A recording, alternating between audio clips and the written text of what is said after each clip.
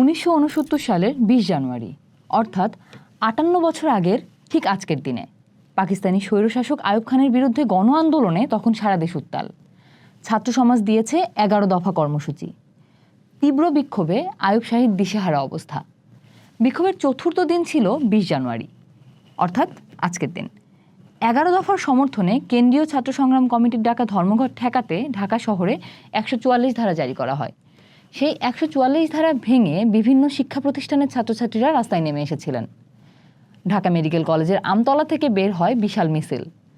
সেই মিছিলেরই নেতৃত্ব দিচ্ছিলেন ছাত্রনেতা আসাদ। মিছিল থেকে স্লোগান ওঠে, আইয়ুব শাহীর গদিতে আগুন জ্বালাও একসাথে। মিছিলটি তখন দ্রোহের আগুনে উত্তপ্ত। আর ঠিক তখনই পুলিশ ঝাঁপিয়ে পড়ে সেই মিছিলের ওপর। লাঠিচার্জ, টিয়ার গ্যাসে যখন কুলানো যাচ্ছিল না, তখনই গর্জে ওঠে পুলিশের রাইফেল। প্রাণ হারান আসাদ।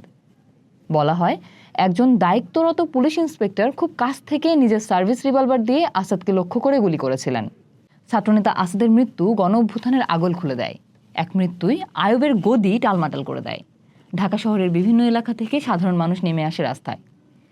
তাৎক্ষণিকভাবে ছাত্ররা শহীদ মিনারে জড়ো হতে শুরু করে। শুরু হয় প্রতিবাদী মিছিল। পরিস্থিতি নিয়ন্ত্রণে পুলিশ বেসামাল হয়ে পড়ে। সেদিন ছাত্ররা পল্টন ময়দানে আসাদের গায়েবানা জানাজার আয়োজন করে। আসাদের রক্তমাখা শার্ট নিয়ে মিছিল বের করে ছাত্র জনতা। সেই শার্ট হয়ে ওঠে বাঙালির মুক্তির পতাকা, অধিকারের পতাকা। শোকের তীব্রতা আগুন জ্বালিয়ে দেয় সর্বত্র।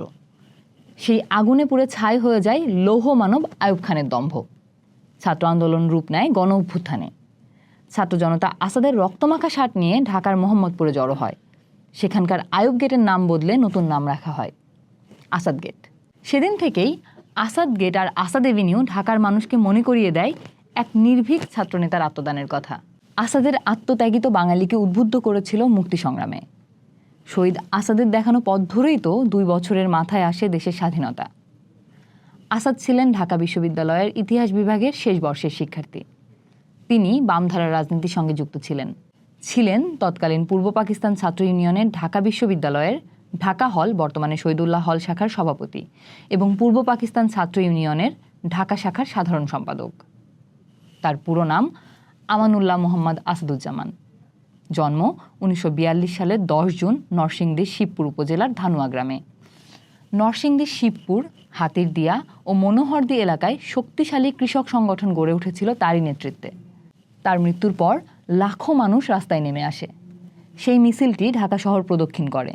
ছাত্রছাত্রী, কিশোর কিশোরী, শিল্পী, সাহিত্যিক, শিক্ষক, সাংবাদিক, শ্রমিক, কর্মচারী, ব্যবসায়ী, দোকানদার, আইনজীবী, রাজনৈতিক নেতাকর্মী সহ সব শ্রেণীর নাগরিক যোগ দেন সেই মিছিলে।